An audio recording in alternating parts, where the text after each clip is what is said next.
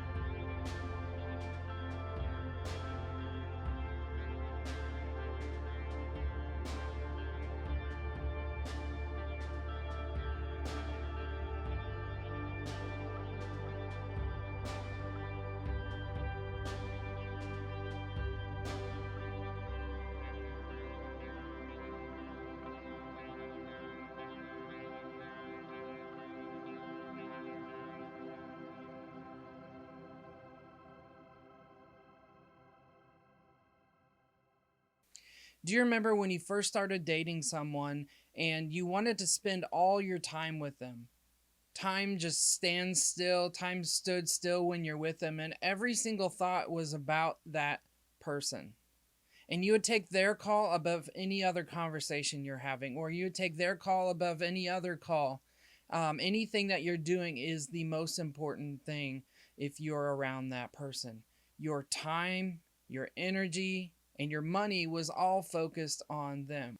Jen and I, when we were first started dating, we were very focused on each other. We would pray together every single night. I would walk her back across the campus to go to her dorm every night. I would wait for her to go into class because we had a lot of the same classes together. I would call her and wake her up so that we could eat together.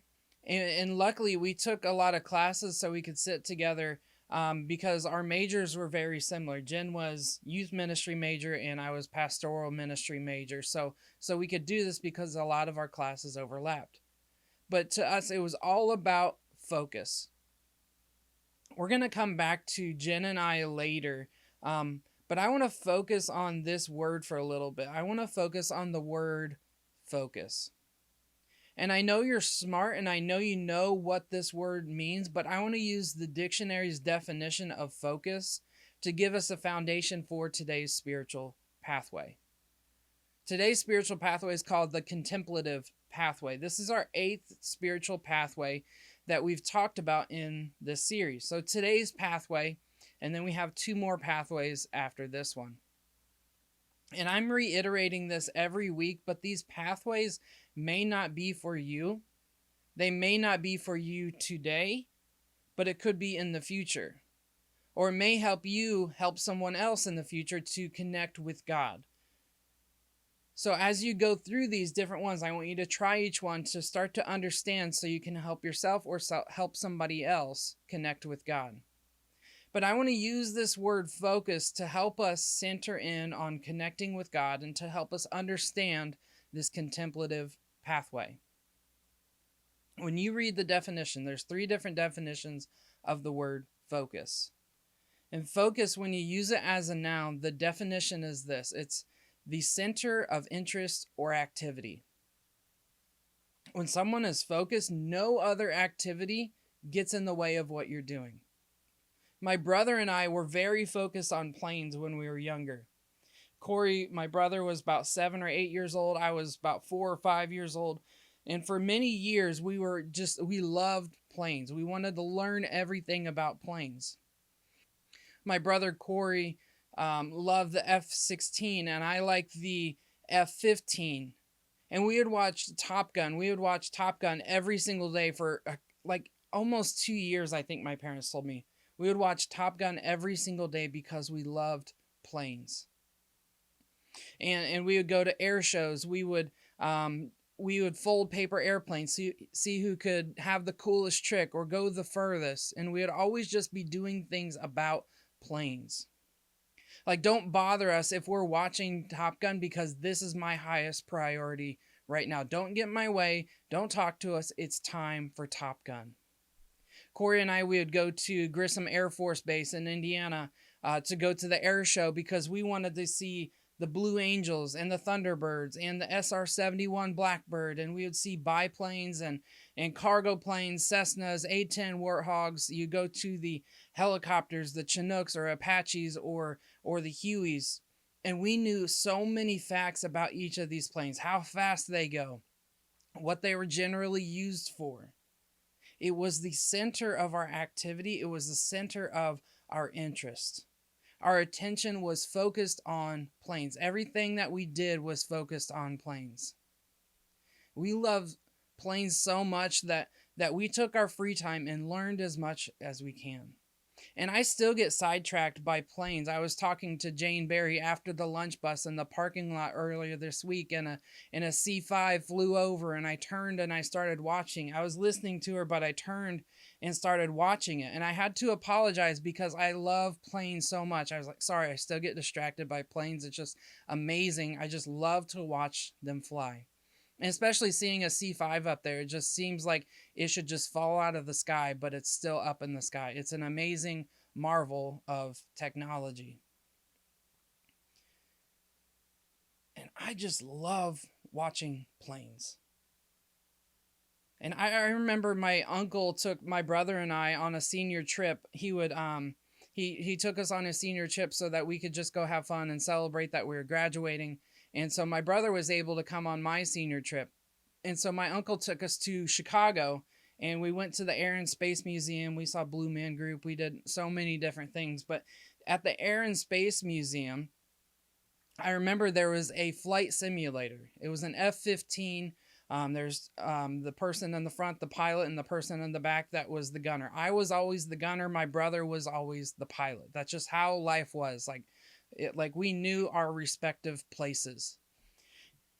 And we're going, we're getting in the simulator, and the simulator goes up and down. It'll tilt, it'll turn. And my brother goes, I wonder if this goes upside down. Like, if we do a barrel roll, are we going to go upside down? I was like, I don't want to try that. Like, I have vertigo. Like, I want to have fun. But he goes, let's see if we can do it. And so he does 3 barrel rolls. Turns out this thing goes upside down. We're spinning around, and I'm like, oh my gosh, I'm going to throw up. And I'm trying to shoot down different targets and do these different things. But we learned to love the planes. Our attention, our focus was on the planes. Everything that we did was about planes. The second definition of focus is also a noun, and it's this: it's the state or quality of having or producing clear visual definition. And you know how I know? You just know when a picture is blurry. You know when it's out of focus. Just something's not right. You're looking at this picture and you're like, it's just not it. Like, it's blurry. It's messed up. Or you try to take a picture of something that's moving, a moving object, or take sports pictures, and when you don't have your settings right, you get motion blur. And it just turns blurry. You know it's not in focus. And I remember when I didn't understand how my camera worked, I would try to take these cool pictures. I always had the eye for taking cool pictures, but the knowledge that I had didn't match what I was picturing because I didn't have the right settings. And I kept getting frustrated. But I didn't know what I didn't know. I didn't understand what aperture meant. I didn't understand what the shutter speed was. I didn't understand what ISO meant. I didn't understand that they all went together, and when you change one, it changes another, and you kind of have to find the perfect balance of each 3 of these. And there's different aspects of making the perfect photo. So when I finally understood this and I put it into practice, my pictures got better. And it was matching what I was picturing in my head, and it wasn't just like, oh, just frustration, but I actually learned how to use what I had. And the last definition of the word focus is this. It's a verb this time, and it focuses on a person, on what they're doing. And the definition is this: is to adapt to the prevailing level of light and become able to see clearly. So here's a little bit of trivia for you. Take this to the next gathering that you have. When you're hanging out, you're going to sound very smart. Now, I remember when I was playing pirates when I was younger, and you have the peg leg. My dad was very crafty, so we would have a peg leg. We would walk around like we didn't have half a leg. We would have like a sword, and you got the skull and crossbones flag, and then you have the eye patch. It's a staple of being a pirate. And here's your fun fact for today. Eye patches weren't because so many pirates lost eyes. I mean, how many people do you know that don't have an eye and wear a patch because they don't have an eye? Not many, if there's any at all that you know. Eye patches weren't because they were losing an eye, but it was to help pirates adapt from being up on the deck, the sunny deck of the ship, to going down inside the ship. And just like when you're outside and it's bright and you go inside to a shed or a garage where there's no light in there, your eyes take time to adjust from the brightness to the darkness. And so when these pirates are wearing their eye patches, they would be worn so that one eye is already adjusted to the conditions that they're walking into. That they would be adjusted to the dark and they could see when they went inside the ship and not have to wait a couple minutes for them to see to walk around. So focus is the key word of all of these definitions. And for the contemplative pathway, it's all about focus. Nothing else matters. That all I want to do, all these people want to do is to be in the presence of God. Of all the things I could be doing, I want my focus to be on God. And just like Jen, when we first started dating, we made it a priority to be with each other. We made prayer an important part of our relationship. We wanted to be around each other. And none of that has actually changed. We still desire to be around each other. I love working with Jen. It's amazing that we can work together almost every single day. And we still pray every day with our girls and with each other. And we don't really get annoyed being around each other. And sometimes when we haven't been around each other, we get frustrated and the disagreements happen. And usually it happens because we haven't been around each other enough and we're just kind of doing our own thing and then we're passing and we want the other person to do what we've been doing. And some people don't like being around their spouse, and the more time away from them is the best for their relationship. But when we get annoyed at each other, sometimes we'll say, I just haven't been with you enough. And we spend more time together. We put the girls to bed early and we watch TV together. We watch TikToks together. We genuinely enjoy being around each other. And when we're not with each other, we have disagreements. So using these definitions of focus helps us understand the contemplative pathway. The first one, the center of activity or interest. And we open up to Luke chapter 14, verse 25. It says, large crowds were traveling with Jesus. And turning to them, he said, if anyone comes to me and does not hate, if anyone does not hate their father and mother, their wife and children, brothers and sisters, yes, even their own life, such a person cannot be my disciple. And whoever does not carry their cross and follow me cannot be my disciple.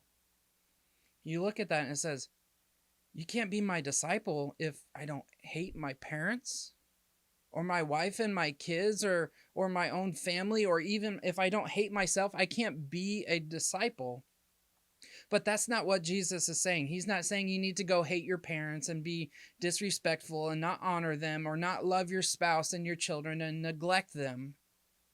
But it's saying whoever does not look at where it doesn't look like hate to somebody else, because you're spending so much time with me, is going to start to look like hate. Even though you love your parents, even though you're honoring your brothers and your sister and your mom and your wife and your kids, you're doing all the things that you're supposed to do. And yes, love your parents, honor your parents, do anything for your spouse. You need to do those things, but when you love God, it's going to look like hate because you love God so much more. that the center or the activity or interest is going to be focused on God. The amount of focus that you have, the amount of love that we have for Christ is going to look like we hate other people because your devotion to Jesus. Your love for God is so much stronger than the love you will have for your father or your mother or your spouse or even yourself. It's not saying that you need to hate other people, but it's going to look like you hate other people because of the devotion you have to God. The second definition is the state or quality of having or producing clear visual definition. And I look back and I think about this, and the author of Hebrews, we go to Hebrews chapter 12, verse 1. It says, "Therefore, since we are surrounded by such a great cloud of witnesses, let us throw off everything that hinders and the sin that so easily entangles. And let us run with perseverance the race marked out for us, fixing our eyes on Jesus, the pioneer and perfecter of faith. For the joy set before him, and he endured the cross, scorning its shame, and sat down at the right hand of the throne of God. Consider him who endured such opposition from sinners, so that you will not grow weary and lose heart." You have to have that clear vision. In this pathway, in the Christian life, you have to have the clear vision of getting rid of the things, getting rid of those things that are not honoring to Christ. We talk about searching within as part of who we are at Trinity. Search within. Get rid of the things that are not of God, to get rid of those so that we can run the race that God has marked out for us. That we have that clear visual representation, that we have that clear visual definition of this is how we are supposed to love God. And if you're not getting rid of things that are not honoring to God, we are not following God. We are not seeing God. We're not having the quality relationship with God or producing the results of a mature Christian, because we're just doing it how we want to do it. It is the state or quality of having or producing clear visual definition. We're fixing our eyes on Jesus. We're fixing our eyes on the person who's already done this, and we're focusing our mind on him. You're saying, my focus is right here. It's right here, right now. If it's not about Jesus, it's not worth it. Anything that is outside of that is a distraction, and we need to get rid of it. So we're getting rid of these things so that we can have a clear vision of Jesus. And the last definition is to adapt to the prevailing level of light and be able to see clearly. Paul writes to the Philippians, the church of Philippi, Philippians 4, verse 11, he says, "I'm not saying that it's because I am in need, for I've learned to be content whatever the circumstances. I know what it is to be in need, and I know what it is to have plenty. I have learned the secret of being content in any and every situation, whether I'm well fed or hungry, whether living in plenty or in want." And he goes on to say what we all know. We've heard this verse before. I can do all this through him who gives me strength. In every season, it's always been about God. That when we are a Christian, it's always been about what he will do and has done. It's always been, it always will be. And sometimes the way that Jen and I show our love doesn't look like what we thought. And sometimes it changes over time. And just like 2 weeks ago when Jen talked about the caregiver pathway, she's never thought that she would enjoy cleaning or cooking or doing things and being that wife. She was always an independent woman. But each season changes how we love each other. And if she showed love the same way that she used to show love to me, it wouldn't fit the season that I'm in. It wouldn't fit the circumstance. It's not about how she loves, but it's about why she loves and who she loves, who her devotion is focused on.